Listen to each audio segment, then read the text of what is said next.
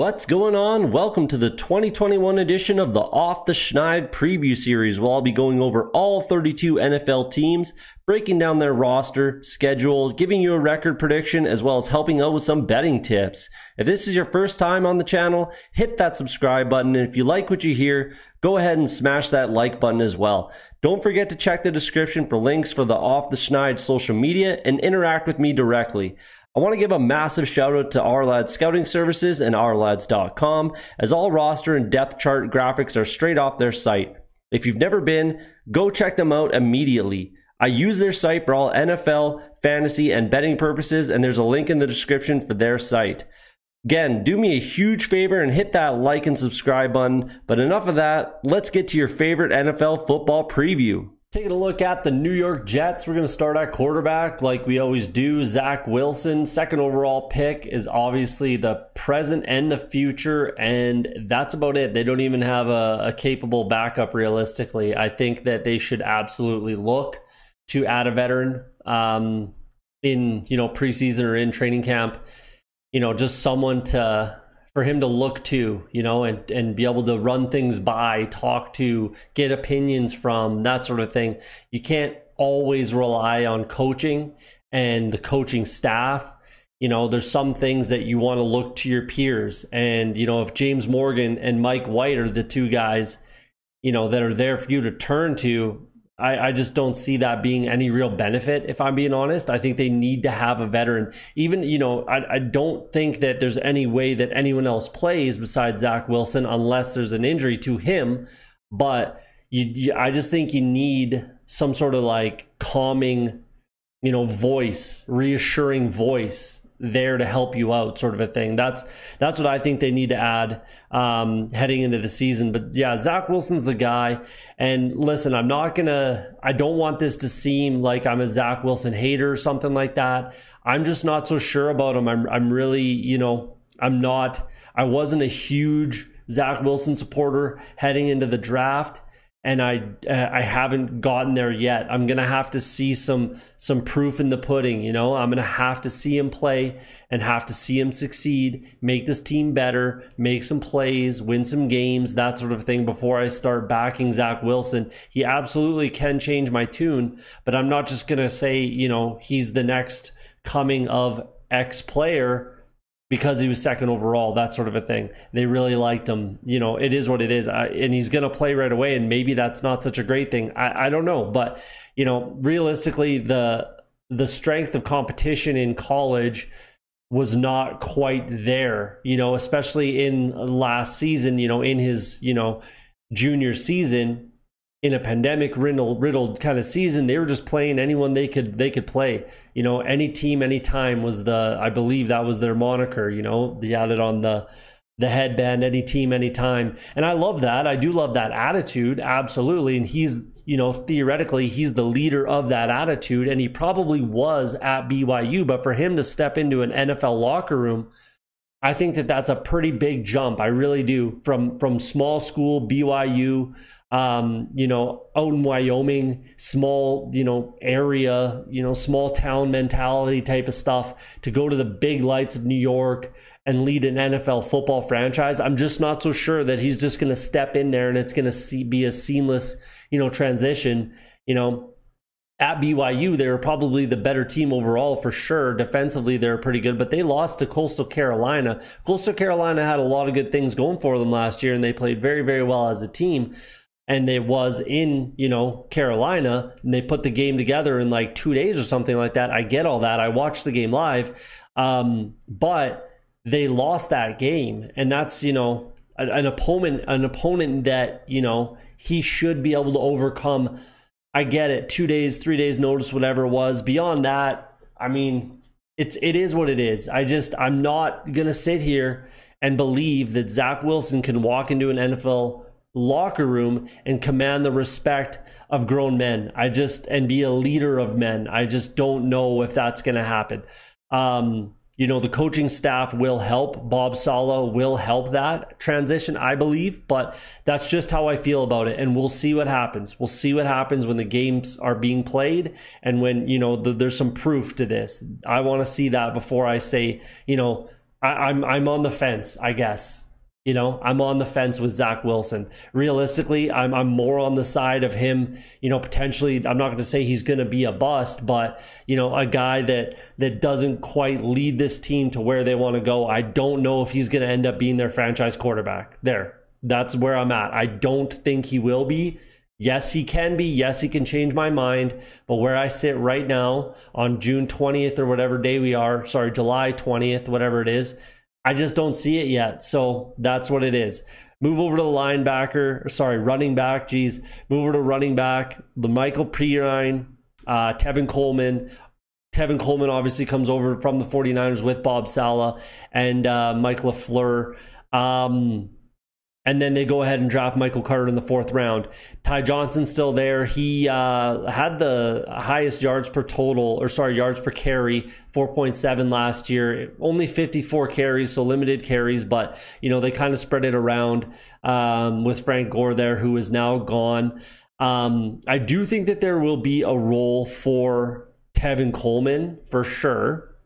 You know, being that he kind of knows what to expect. He knows. You know, Bob Saleh knows what to expect out of him, that sort of a thing. But I think the guy that I really like is Michael Carter a lot. He had a fantastic Senior Bowl. If it wasn't for what Kellen Mond did, I think that Michael Carter's probably in the running for the MVP in that game. You know, 1,000-yard rusher. 1 of 2 with Javonte Williams last year at North Carolina. He can catch a ball in the backfield, and he's just a guy that I think can just take this job. I just think that he has the attributes. He's not tiny either. Like he's 5'8" and a bit, you know, 205 pounds roughly, something like that. He's not a tiny guy. It's not like size is going to be some sort of huge hurdle for him to overcome. It's just not. Is he going to be an every down bruiser? I don't quite think he's that either, but I think that he is capable of just taking a stranglehold of this job and forcing the hand of Mike LaFleur and Bob Saleh to keep him on the field. That's what I see out of Michael Carter, and I've been drafting him as such in fantasy drafts. So there you go. I really like Michael Carter. I think there's a good chance that if not week 1, eventually he becomes kind of that every down back and a little bit of a workhorse, you know, for better or for worse kind of a thing. I think they will have to add in the future. Tight end, Chris Herndon's still there. He's you know, we'll see how it looks now with this new offense. I think it should, you know, benefit him. But we'll see, or one of these tight ends, you know, whether it's Ryan Griffin, Tyler Kroft, who knows. Kenny Yeboah comes in as an undrafted free agent. I think he had one of the larger you know, contracts as an undrafted free agent, but I think it's going to be Chris Herndon and then Tyler Kroft as probably the pass catching options. Ryan Griffin's not terrible in that regard either, but you will see how that kind of shakes out. It's going to be a battle, I think, in the preseason, realistically, at tight end. Move over to wide receiver. Jameson Crowder, who I fully expected to be released by this team. They reworked the deal, kept him there. I honestly don't think that there's really much point in playing him, you know, the way that they did last year and leaning on him the way they did last year. I think Elijah Moore becomes that guy. I think Elijah Moore is probably the most talented wide receiver on this roster, if I'm being honest. I really, really liked Elijah Moore. Had him as a first-round pick. They ended up getting him in the 2nd. That's fantastic value. And I think he ends up being that slot guy and potentially number 1 option in the passing game. Denzel Mims and then Corey Davis, I think, are your outside guys. And I think that's the future at wide receiver for this team. Realistically, you know, Denzel Mims was a 2nd round pick last year. Elijah Moore, 2nd round pick this year. Corey Davis is only 26 years old, comes in on a reasonable contract. That's your future right there. And then you can add pieces where you need it. But that's not a bad start, realistically, and that's pretty good options in the passing game for Zack Wilson in his rookie year. And then you move to the offensive line, which I think is in a great spot as well, considering, you know, rookie quarterback Mekhi Becton's 1st round pick, you know, 2020, 2 years ago. He's got a full year under his belt. Elijah Vera Tucker, they traded up to get. That's a fantastic get, and he probably does stay on the inside. I don't think that he will move to right tackle. I don't. I think he'll end up staying in the inside. in the NFL. We'll see how it shakes out. Moses Morgan comes in and on a 1-year deal, and that's kind of why, the way I'm looking at it is next year's draft, I think they're going to be a relatively high pick, and we'll see what I project them to do. But I look at bringing in another tackle, bringing in a right tackle, and kind of shoring that up for the long term. With all the pieces, they have a wide receiver, you have your quarterback, theoretically, you got a running back piece, and then you got Becton, Tucker, and another right tackle in there. You can shore up your interior relatively easy, and they're not in a horrible spot right now. So that's kind of the way I look at it. But Morgan Moses was a good get there. And then they got a ton of depth. I really do like their depth here. I think this unit is going to be a bunch better than it was last year. They were, bottom 10 in the league in sacks allowed.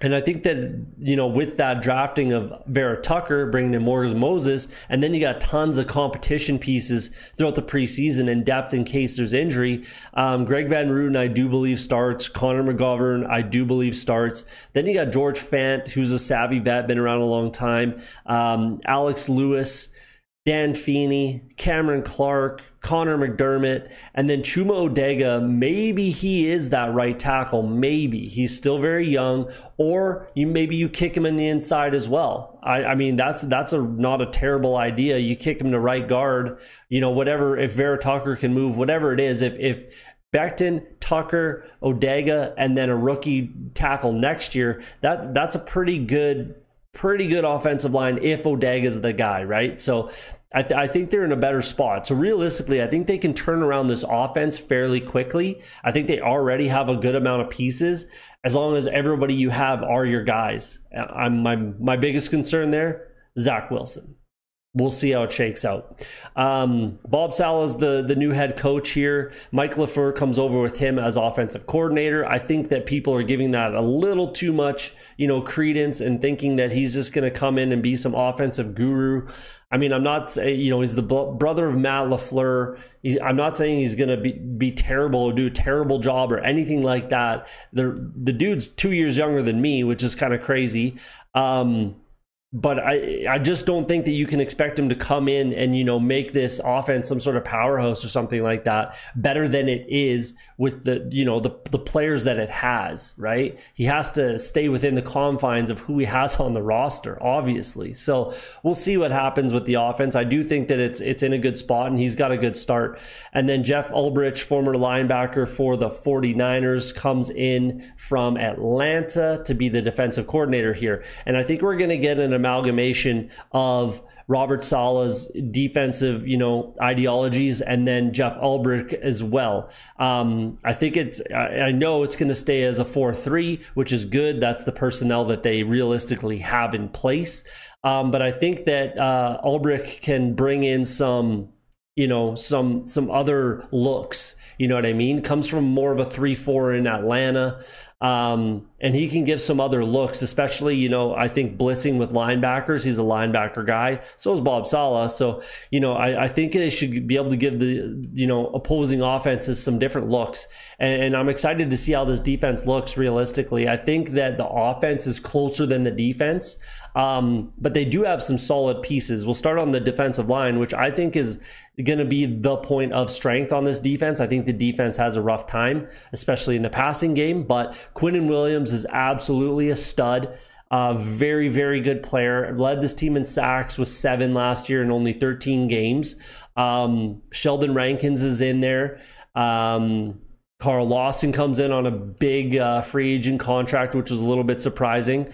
I think Jabari Zuniga is the other, defensive end. OurLads has him listed as an outside linebacker. I think he was, previously on this team, but in this defensive system, I think he moves to defensive end and starts. And then John Franklin Myers is there. He had 3 sacks to help out. I'm not going to butcher his name, but Fatou Kassi. He had, I think, 2 sacks last year as an interior rusher. He's just fine. I think they have some depth there. Vinny Curry's a solid pro, just an old vet. He can get the job done. So they do have some pieces. Like I said, Quinnen Williams, Sheldon Rankins, and Carl Lawson are all quite quality quite quality players. And if Jabari Zuniga can take a step, then they're going to be in a decent spot there. Moving back, we got the linebackers, which are kind of the bread and butter of both these defensive kind of minds. CJ Mosley comes back from sitting out, opting out the 2020 season. They bring in Jared Davis, who's a former first-round pick, and realistically, he's still very young. He's only 26 years old, so he can absolutely have a resurgent career here and a resurgent season, and I actually do expect that to happen. I think that he's a quality linebacker. I think he can be that blitzing linebacker, kind of in the mold of like a Deion Jones in Atlanta. Probably not as skilled overall as Deion Jones. I think he's a very good linebacker, but I think Davis can hold his own in that role, and potentially maybe he is just as good. We'll see what happens there. Blake Cashman's still there. He can do some good things. He can get the job done. And then Hamza Nasruddin, 6th-round pick, safety in college, looks like he's gonna place. There's that new kind of, there's a lot of players getting drafted like this. Divine Diablo was the same way. Tanner Muse, same thing, both on the Raiders, oddly enough, but either way. And then Nasir Al-Adin, it's a tough name there, but there's a lot of guys like this. Even Keanu Neal, Von Bell, a little bit. A lot of these guys that are just basically too big to be safeties and too small to be linebackers, kind of a situation going on there. But they can do a lot of good things, and they can cover tight ends, a lot of stuff like that. So we'll see how this all shakes out. But realistically, I think that those 3 that OurLads has listed are the starting kind of linebackers in 3 linebacker sets, right? Moving back to the secondary, I do really like their safeties. I just think that Marcus May is going to be gone unless they can get a deal done. I think he's the best player on the back end of this defense, and it's not even close. He's on the franchise tag this year. Unless they keep him, they're going to absolutely need a safety. I don't know if he wants to stay. We'll see. I really highly doubt that they are able to even franchise tag him again. And Ashton Davis, I really like. I think he can absolutely be a guy. So their safeties are in a good spot this year for sure. We'll see what happens with Marcus May. The corners are just, I'm really concerned about the corners. Javelin Goudry, I think, can be a guy in the nickel, but Bryce Hall, Bless Austin, I think Corey Ballantyne might be their best corner. Jason Pinnock came in the 5th round. I don't mind him. Michael Carter, the 3rd, the corner, 2 Michael Carters on this team. He came in the 5th round as well. So we'll see, realistically, again, preseason, just let the best guys, earn their spot and let the best guys play. I think Goudry's going to be a guy. Blessed Austin probably starts. And then we'll see. Like, realistically, they're going to be bad, I think, in the passing game. So just put your best guys out there, give yourself the best shot, and their safeties will help. So we'll see what happens. There's your breakdown of the roster. Went a little longer than I wanted, so let's jump over and take a look at their record prediction for 2021. This team won 2 games last year. Oddly enough, they're both playoff teams. They beat the Browns and the Rams last year at the end of the season to not get first overall. But what I was going to say, is that I probably should have given them one more win. I should have maybe went, which doesn't really mean much, but I maybe should have given them 4-13 is what I probably should have done. There's a couple games that are a little bit toss up that, they can get the best of some teams. If some of the guys progress the way they should, and if Zack Wilson is the guy, they could win a couple more games. I mean, 5-12 on the high side. And realistically, I think that is the absolute max. I still think that this team picks, in the top 5 in the NFL draft next year. I don't really think that there's any Jets fans that are going to look at this or watch this video or look at me and say that you're crazy, you're an idiot. They're a 10-win team, something crazy like that. It's just not going to happen. If you are, you're lying to yourself. But 21-1 on your money to win the division, that is absolutely no chance of happening. I think the Bills are kind of head and shoulders the best team in this division. I don't mind the Dolphins, but I think the Patriots are probably the second best team in this division. Maybe it's close between them and the Dolphins, but I don't give the Jets a shot to win this division. Not even close at all. They're by far the worst team here. It just is what it is. So low, high, my 2 games on the low. That matches last year with 17 games now. So let's blow through the schedule here. I don't want to take up too much more of your time. We spent a little more than I wanted with the roster, but that's more important with this team, for this team moving forward, than what happens this season, because I just do not think that they're a very good team. But they are getting there. They have some pieces. Week 1, on the road against the Carolina Panthers. I think the Panthers get that win, especially at home. Week 1, fans are crazy, fans in the stands, and they can throw the ball. You know, they almost had 3,000-yard receivers last year with Teddy Bridgewater, who only threw 3,700 yards. So, and you know, it's a revenge game for Sam Darnold. I just really think that they're going to win that game, especially, you know, Christian McCaffrey's healthy. I absolutely think the Carolina Panthers get that win. Week 2 at home against the Patriots. They're not going to get that win against the Patriots, especially that early in the season, even though it is at home, which means they get swept by the Patriots, because the Patriots will get the win later in the season at home. On the road against the Denver Broncos, that defense is too good for a rookie quarterback. I'm sorry, especially in Denver, and they're going to get that win. At home against the Tennessee Titans. The Tennessee Titans are head and shoulders by far a better team. They absolutely get that win. Week 5 against Atlanta, that it's in a neutral location. That's interesting. I'm not really sure where they're playing, if I'm being honest. Are they back in London? I didn't know. Maybe they are, whatever. So it's not even at home. It's a home game, you know, for them. That's not at home, which sucks for this team. But that's the first game that's winnable for this team. I still think the Atlanta Falcons probably get that win, but I would like him a lot more if it was actually in New Jersey. If it was actually in MetLife Stadium, I would like the Jets more. So that kind of hurts it for me, to be honest with you. Sunday night game, I think that the Falcons probably get that win. Bye week 6 is actually a good bye week, you know, especially if they go 0-5 to start the season. Rookie quarterback, young team, catch your breath, see where you're at, you know, reassess your goals, that sort of a thing. You know, just be okay with being a bad team at that point and just move forward, build off of that, do what you can to improve. Week 7 on the road against the New England Patriots. Like I said, later in the season, they're not going to go in there and beat the Patriots in Foxborough. It's not going to happen. At home on Halloween against my Cincinnati Bengals. You know, Bengals were not a good team last year either, but Joe Burrow's back in week 8. They are a much better offense all around. I think their defense is much better. I think they're going to be able to throw the ball all over the yard on this team, even though it's at MetLife Stadium. Bengals come in and get that win.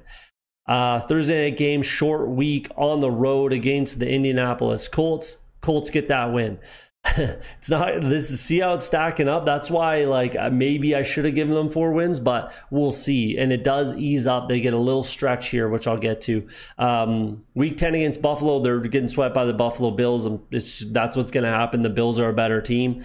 At home against the Miami Dolphins, I give them a bit of a shot at that point in the season. At home, division rival, you know, this should be amped up for that one.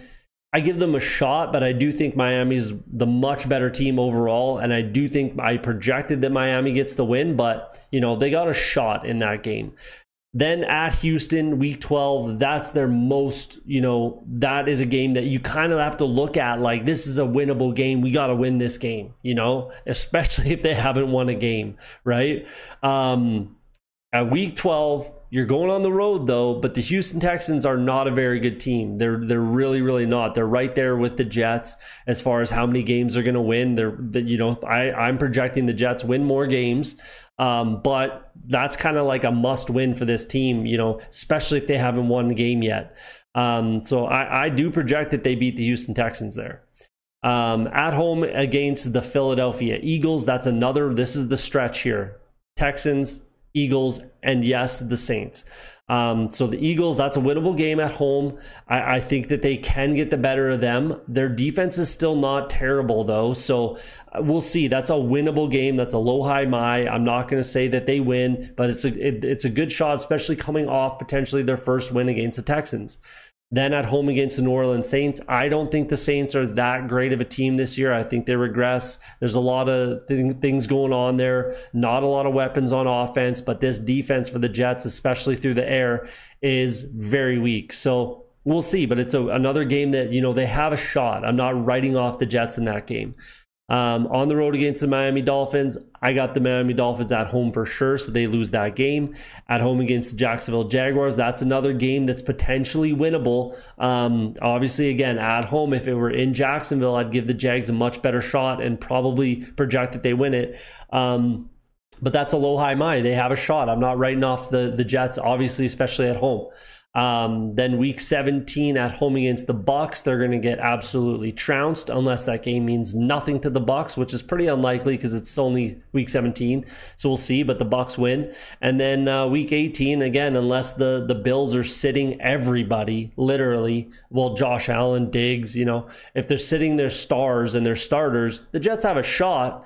They have a shot, but I still think that, even with Mitch Trubisky, the Bills can probably get that win, if I'm being honest. So we'll see. I think they probably get swept there, even like I said, with Mitch Trubisky. So there you go. Realistically, it's a season of progression and working towards your ultimate goal, which will be to be a contending team maybe next year. You might be able to turn this around really quickly in New York. If you have a good offseason, you can bring in some more. They just got Carl Lawson. That was a big get, for a team that's going to be bad. And he knew they were going to be bad when he came here. But if he believes in the direction that they're going, and some other guys might, they can turn this around relatively quickly. So there you go. I'm really not sure why the Jets didn't steal J.C. Jackson from the Patriots. If I'm being honest, I would have been all over that if it were me personally. But let me know what you think in the comments there on basically everything I said. There's your breakdown for the 2021 New York Jets.